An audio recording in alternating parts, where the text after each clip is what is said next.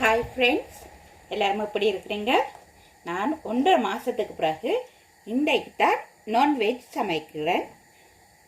அது என்னென்ன கறின்னு இப்போ பார்ப்போமா. ஒயிட் ரைஸ், கத்தரிக்காய் வெள்ளைக்கறி,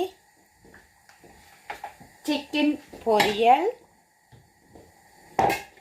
மட்டன் குழம்பு.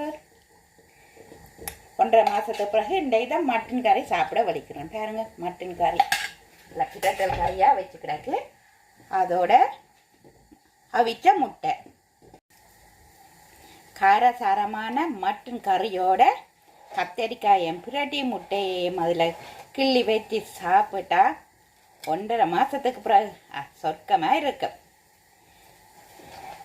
என்னுடைய சேனல் பிடிச்சிருந்தா லைக் பண்ணி ஷேர் பண்ணி சப்ஸ்கிரைப் பண்ணுங்க. Thank you.